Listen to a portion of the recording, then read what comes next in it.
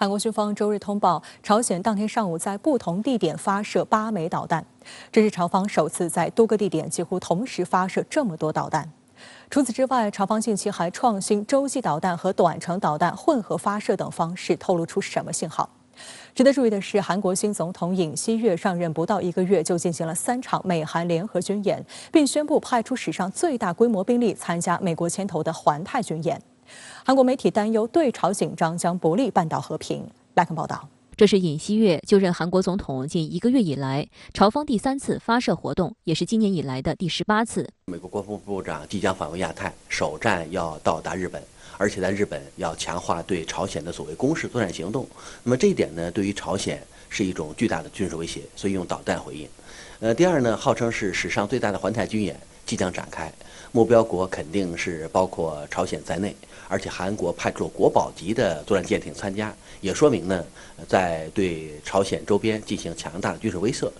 当天，韩国外交部半岛和平交涉本部长金健紧急约见正在首尔访问的美国国务院对朝政策特别代表金盛，同时还邀请日本外务省亚大局局长船越健裕进行通话。美日韩3方表示要保持紧密沟通合作，维持美韩和美日联合防卫态势。韩国总统室表示，总统尹锡悦已经就此作出指示，要求韩军保持严密戒备态势，并持续加强包括美韩导弹防御演习在内的延伸威慑力和联合防卫态势。当天临时召集的韩国国家安全保障会议上，与会高官一致认为，朝方此举是在试探尹锡悦新政府成立初期的安全态势。好，相关话题马上来连线特约评论员吴卫。吴先生你好。据韩国联合参谋本部透露，朝鲜周日上午向东部海域先后发射8枚短程弹道导弹。有分析认为，这是平壤方面对刚刚结束的美韩海军联演表示抗议。那您对此怎么看？是的，童迪。根据韩国联参本部今天稍晚时候公布的遥测信息来看，朝鲜方面发射的8枚导弹来自不同的发射阵地，导弹飞行距离从110公里到670公里不等，飞行高度从25到90公里不等，速度在3到6马赫。从飞行包线倒推弹药性能，不难看出朝鲜方面射出的8枚导弹可能有多个型号，包含了中短程战术弹道导弹和具备精确制导能力的远程火箭弹。从发射的时机上看，我个人认为朝鲜想借此释放几个信号。首先，平壤方面对尹锡悦就职韩国总统以来的一系列亲美举动表示不满。尤其是5月下旬的美韩元首会谈，发布了针对性极强的联合声明，包含扩大在朝鲜半岛方向上美韩军事演习的规模和范围，这无疑挑动了北方的敏感神经。另一方面，尹锡悦总统在迎接拜登到访时向美国国旗敬礼，此事不光引发了韩国民众的质疑，还在一定程度上伤害了北方同胞的感情。有朝鲜局势观察人士认为，尹锡悦此举有辱民族尊严，是对朝鲜半岛南北民众同宗同源民族叙事的结构性损害。再加上尹锡悦总统在接受美国 CNN 专访时他特别谈到所谓对朝绥靖的时代已经结束，过去5年来这种做法已经被证明是失败的。这种打脸文在寅对朝政策的硬话，在平壤听来自然也是十分刺耳。其次，平壤方面也想借此表达对美国拜登政府一系列敌视政策的不满。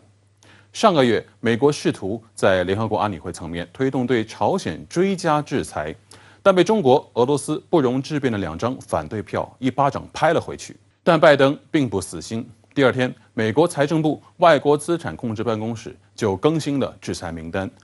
一位朝鲜公民、1家朝鲜公司和2家俄罗斯银行赫然在列。联合国安理会的路走不通不要紧，还有美国国内法单边制裁。此举虽然对朝鲜而言不痛不痒，但姿态却是十分不友好。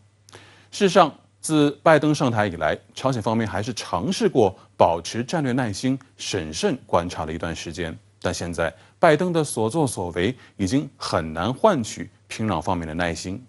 拜登此次访韩，有记者问他是否有什么信息要传递给金正恩。老态龙钟的拜登淡淡地回了一句 "Hello, period， 你好，就这么着吧。可见拜登执政以来并未形成明晰的这个朝鲜政策，只是想借助半岛议题进一步凝聚起日韩2个亚太区域的盟友。在这个语境里，朝鲜显然是作为所谓反派与假想敌出现的。再者，平壤方面也希望通过保持军事存在感来传递国内疫情防控局势可控的信号。我们从朝鲜劳动党连日来召开的数次政治局会议来看呢，平壤方面对疫情防控的工作部署还是迅速有效的。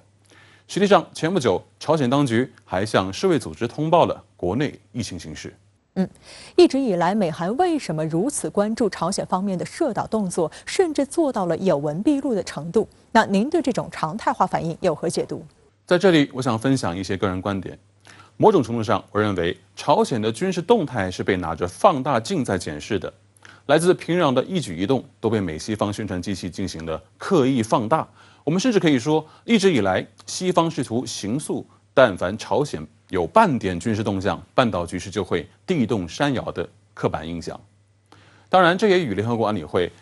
第2397号决议不无关系。北约部队在东欧各国的靶场里搞一次实弹射击的弹药消耗量都远不止这个数。又有哪家媒体真的拿着放大镜去检视几点到几点美军在哪里发射了多少枚导弹，射程多少，射高多少，飞行速度几个马赫呢？说说我的结论吧。美国与韩国长期以来就是想借此塑造半岛局势的稳定，主要是由北边破坏的刻板印象，仿佛美韩军事演习规模的升级是一种应对性措施、惩罚性措施，由此为美韩军事同盟的存续建立了所谓合理性。他们却一直在选择性无视朝鲜方面的应激反应，完全是因为美韩走得太近了。久而久之，朝韩之间的外交努力就非常容易被军事上的风吹草动影响，甚至是破局。从这个意义上看，美国试图将半岛和平进程的节拍器握在手里。本质上，华盛顿并不希望这里迎来和平，驻韩美军也绝不愿意从这里离开。正如我刚刚所讲，美国长期以来将朝鲜视为所谓假想敌，以此来稳固美日韩军事同盟的基本盘，进而保持在亚太的常态化军事存在，这是为美国总体亚太战略服务的。拜登与尹锡悦谈的是朝鲜问题，心里想着却是中国与俄罗斯。